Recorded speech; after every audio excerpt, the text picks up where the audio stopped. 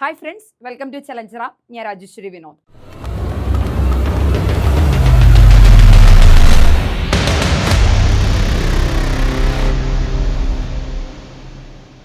ഇന്ന് നമ്മുടെ morning ചലഞ്ചിന്റെ 5ാമത്തെ class ആണ്. നമ്മൾ ക്ലാസ്സിലേക്ക് കടക്കുകയാണ്. നമുക്ക് നോക്കാം എന്തൊക്കെയാണ് പഠിക്കാനുള്ളത് എന്ന് നോക്കാം. ഓക്കെ, അപ്പൊ അതിൽ ഒന്നാമത്തെ ഓപ്പറേഷൻ ബ്ലാക്ക് ബോർഡ് പദ്ധതി നിർദ്ദേശിച്ചത് ആരാണ്? ഓപ്പറേഷൻ ബ്ലാക്ക് ബോർഡ് പദ്ധതി നമ്മൾ ഒരു കാലഘട്ടത്തിൽ നന്നായി പഠിച്ച് ഇപ്പോഴും നമ്മൾ പഠിക്കുന്നുണ്ട്. അതിനെക്കുറിച്ചുള്ള സംഭവങ്ങളെല്ലാം പ്രൈമറി ക്ലാസ്സുകളിലെ ഭൗതിക സാഹചര്യങ്ങൾ മെച്ചപ്പെടുത്തുന്നതിന് വേണ്ടി വന്ന പദ്ധതിയാണ് ഓപ്പറേഷൻ ബ്ലാക്ക് ബോർഡ് പദ്ധതി. നിലവിൽ വന്നത് 1987 പക്ഷെ ഇവിടുത്തെ ക്വസ്റ്റ്യൻ എന്താണ്? ഓപ്പറേഷൻ ബ്ലാക്ക് ബോർഡ് പദ്ധതി നിർദ്ദേശിച്ചത് ആരാണ് എന്നാണ് ക്വസ്റ്റ്യൻ വന്നിരിക്കുന്നത്. എന്താണ് ഉത്തരം വരിക മക്കളെ? ദേശീയ വിദ്യാഭ്യാസ നയം. ദേശീയ വിദ്യാഭ്യാസ നയം. ദേശീയ വിദ്യാഭ്യാസ നയം 1986 ആണ്. ഓക്കെ, ദേശീയ വിദ്യാഭ്യാസ നയം 1986 ദേശീയ വിദ്യാഭ്യാസ നയത്തിലാണ് ഓപ്പറേഷൻ ബ്ലാക്ക് ബോർഡ് പദ്ധതി നിർദ്ദേശിച്ചത് എന്ന് പഠിച്ചു വെക്കുക. 2, നിരന്തരവും സമഗ്രവുമായ മൂല്യനിർണയം എന്ന ആശയം മുന്നോട്ട് വച്ചത് ആരാണ്? നിരന്തരവും സമഗ്രവുമായ മൂല്യനിർണയം എന്ന ആശയം മുന്നോട്ട് വച്ചത് ആരാണ്? നമുക്കറിയാം, നിരന്തരവും സമഗ്രവുമായ മൂല്യനിർണയം അക്കാഡമിക് ഇയറിൽ നിലവിൽ വന്നത് 2013-14 കാലഘട്ടങ്ങളിലാണ് കേട്ടോ. 2013-14 അക്കാഡമിക് വർഷങ്ങളിലാണ് നിരന്തരവും സമഗ്രവുമായ മൂല്യനിർണയ രീതി നിലവിൽ വന്നത്. എന്നാൽ ഇത് മുന്നോട്ട് വെച്ചത് ദേശീയ വിദ്യാഭ്യാസ നയം. ദേശീയ വിദ്യാഭ്യാസ നയം 1986 ആണ്. ദേശീയ വിദ്യാഭ്യാസ നയം 1986 ആണ് നിരന്തരവും സമഗ്രവുമായ മൂല്യനിർണയം എന്ന ആശയം മുന്നോട്ട് വയ്ക്കുന്നത്. ഇന്ന് പ്രീ പ്രൈമറി ക്ലാസ്സുകൾ മുതൽ നിരന്തരവും സമഗ്രവുമായ മൂല്യനിർണയ രീതിയാണ് നടപ്പാക്കി പോരുന്നത്. നിരന്തരം മൂല്യനിർണയത്തിൽ കുട്ടിയുടെ പഠന പ്രക്രിയ, കുട്ടിയുടെ പോർട്ട്ഫോളിയോ, ടേം വിലയിരുത്തൽ, ഇതെല്ലാം തന്നെ എന്തു വരുന്നുണ്ട്? നിരന്തര വിലയിരുത്തലിന്റെ ഭാഗമായി വരുന്നുണ്ട്. ഇനി സമഗ്ര വിലയിരുത്തൽ എന്ന് പറഞ്ഞാൽ കുട്ടിയുടെ സാമൂഹിക വൈകാരിക മേഖലകളിലെ പ്രചോദനം അല്ലെങ്കിൽ അവയുടെ വിലയിരുത്തലാണ് സമഗ്ര വിലയിരുത്തലിൽ വരുന്നത് എന്ന് കാണാനായിട്ട് സാധിക്കും. പരീക്ഷണത്തിൽ കൂടി അറിവ് നേടണമെന്ന സിദ്ധാന്തത്തിന്റെ ഉപജ്ഞാതാവ് ആരാണ്? പരീക്ഷണത്തിൽ കൂടി അറിവ് നേടണം എന്ന സിദ്ധാന്തത്തിന്റെ ഉപജ്ഞാതാവാണ്. ഇനി ഇതൊന്ന് എഴുതി വെക്കുക. പരീക്ഷണത്തിൽ കൂടി അറിവ് നേടണം എന്ന സിദ്ധാന്തത്തിന്റെ ഉപജ്ഞാതാവാണ് ലേണിംഗ് ബൈ ഡൂയിങ് എന്ന കോൺസെപ്റ്റ്. പ്രവർത്തിച്ചു പഠിക്കുക. ലേണിംഗ് ബൈ ഡൂയിങ് അഥവാ പ്രവർത്തിച്ചു പഠിക്കുക എന്ന ആശയം. പ്രവർത്തിച്ചു പഠിക്കുക, പ്രവർത്തിച്ചു പഠിക്കുക എന്ന ആശയം.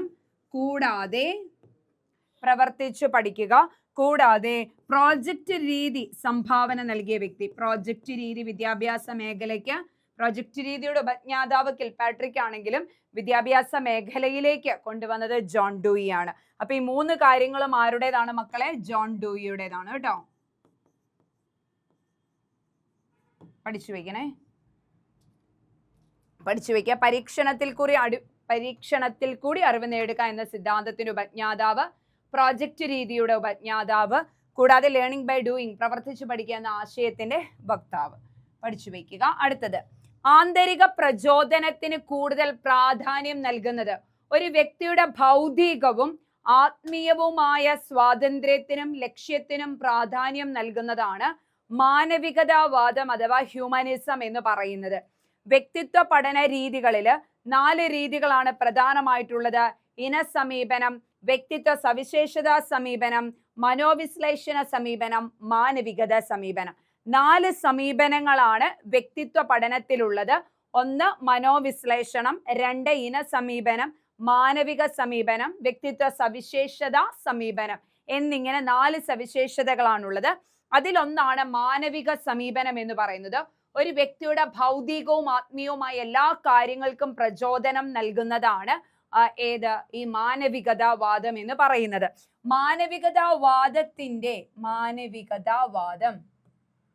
മാനവികതാവാദത്തിന്റെ പ്രധാന 2 വക്താക്കളാണ് ആരൊക്കെ? നമ്മുടെ കാൾ റോജേഴ്സും എബ്രഹാം മാസ്ലോയും. എബ്രഹാം മാസ്ലോയിന്റെ ആത്മസാക്ഷാത്കാര സിദ്ധാന്തമാണെങ്കിൽ കാൾ റോജേഴ്സിന്റെ ആത്മ അവബോധ സിദ്ധാന്തമാണ് എന്ന് കാണാനായിട്ട് സാധിക്കും. പഠിച്ചു വെച്ചെന്ന് തോന്നുന്നു. അടുത്തതിലേക്ക് പോകാം. മനഃശാസ്ത്രത്തിൽ വർത്തന സിദ്ധാന്തം അടുത്ത ക്വസ്റ്റ്യനിലേക്ക് പോകാം. മനഃശാസ്ത്രത്തിൽ വർത്തന സിദ്ധാന്തം ആവിഷ്കരിച്ചത് ആര്? നമ്മൾ വിചാരിക്കും ദൈവമേ വർത്തന സിദ്ധാന്തം കേട്ടിട്ട് പോലും ഇല്ലല്ലോ. വർത്തന സിദ്ധാന്തം, വർത്തനം എന്നാൽ വ്യവഹാരവാദം. മനഃശാസ്ത്രത്തിൽ വ്യവഹാരവാദ സിദ്ധാന്തം അവിടെ ബ്രാക്കറ്റിൽ എഴുതി വെച്ചോണം. വ്യവഹാരവാദ സിദ്ധാന്തം, വ്യവഹാരവാദ സിദ്ധാന്തം അഥവാ വർത്തന സിദ്ധാന്തം ആവിഷ്കരിച്ച വ്യക്തിയാണ് JB വാട്സൺ. മനഃശാസ്ത്രത്തിൽ വർത്തന സിദ്ധാന്തം ആവിഷ്കരിച്ച വ്യക്തിയാണ് JB Watson. Personalised system of instruction എന്ന പഠന രീതി ആരുടെ? ഇത് മുമ്പ് ഞാൻ പഠിപ്പിച്ചിട്ടുണ്ട്. വ്യക്തിയധിഷ്ഠിത ബോധന സമ്പ്രദായം,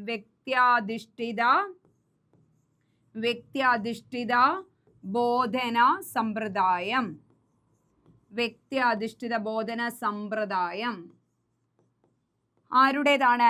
FS കെല്ലറിൻ്റെതാണ്. FS കെല്ലർ പ്ലാൻ എന്നുള്ള പേരിൽ അറിയപ്പെടുന്നു എന്നൊക്കെ പറഞ്ഞ് ഞാൻ മുമ്പത്തെ മോർണിംഗ് ചലഞ്ചിൽ കേട്ടിട്ട് മുമ്പുള്ള മോർണിംഗ് ചലഞ്ചിൽ പഠിപ്പിച്ചിട്ടുള്ളതാണ്.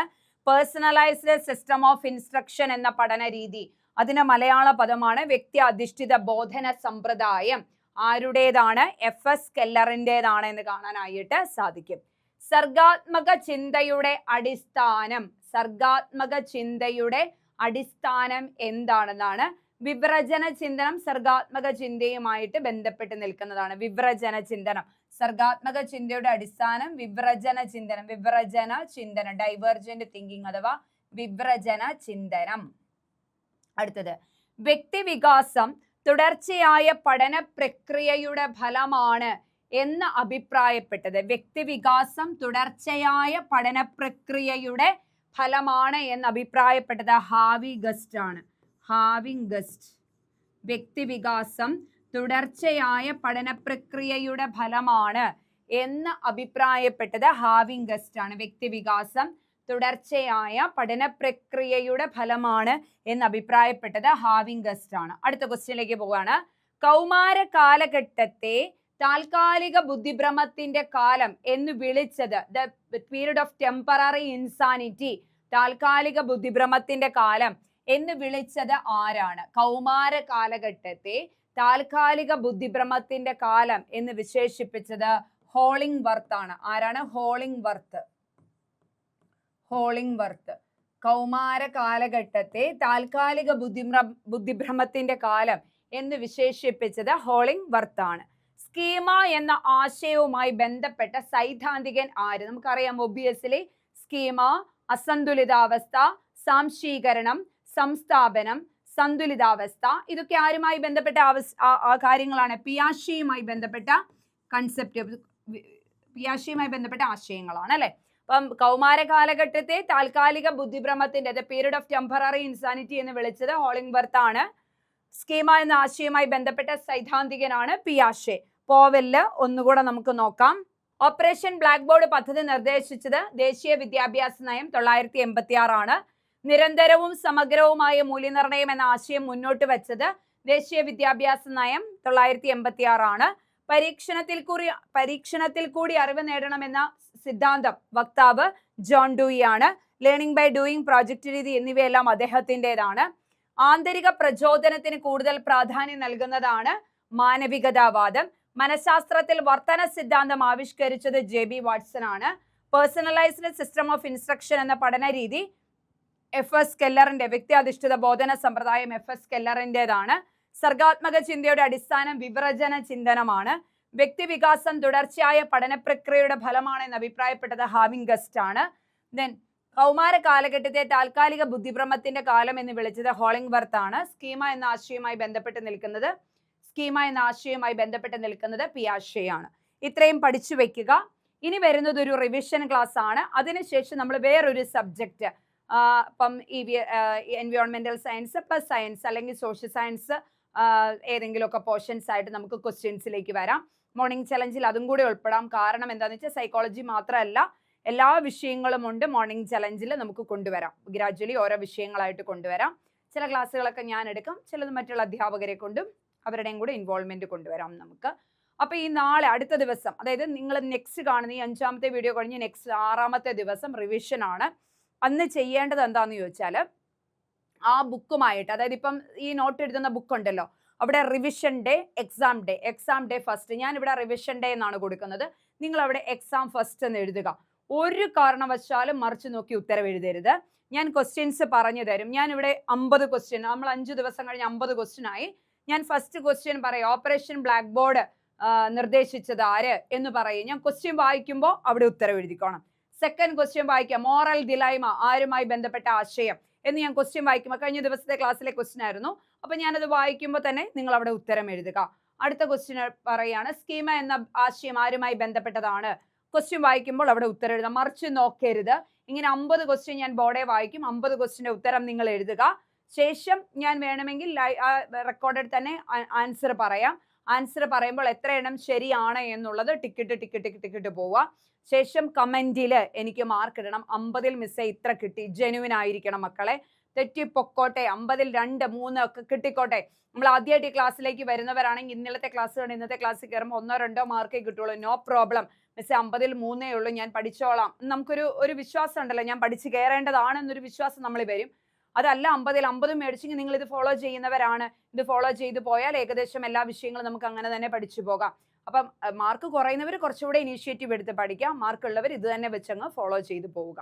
അപ്പം ഇങ്ങനെയാണ് എക്സാം നടത്തുന്നത്. റെക്കോർഡ് ക്ലാസ് ആണ്, പക്ഷെ ലൈവ് മാതിരി ആയിരിക്കാം. ഞാനിത് പറഞ്ഞു തരും. ക്വസ്റ്റ്യൻസ് 50 ക്വസ്റ്റ്യൻ ആദ്യം വായിക്കും, എൻ്റെ ഒപ്പം നിന്ന് ഉത്തരം എഴുതണം. ഉത്തരം എഴുതാൻ 1 സെക്കൻഡ് ഞാൻ തരും സമയം. അതിനുശേഷം അങ്ങനെ 50 ക്വസ്റ്റ്യൻ വായിച്ചതിന് ശേഷം ഉത്തരം പറയും. ഉത്തരം പറയുമ്പോൾ ശരിയാണ് ടിക്ക് ഇടുക. മാർക്ക് എനിക്ക് കമന്റിൽ കാണണം. ഓക്കെ മക്കളെ, അപ്പോൾ അങ്ങനെ നമ്മൾ തുടർച്ചയായിട്ട് മുന്നോട്ട് പോകും. അടുത്ത ദിവസം നമ്മൾ സോഷ്യൽ സയൻസ് ആണെങ്കിൽ 5 ദിവസം സോഷ്യൽ സയൻസ്, 6ാമത്തെ ദിവസം നമ്മുടെ റിവിഷൻ ഡേ. ഓക്കെ, അപ്പോൾ ഒരു ദിവസം നമുക്ക് റെസ്റ്റ് എടുക്കാം, 2 കൂട്ടർക്കും.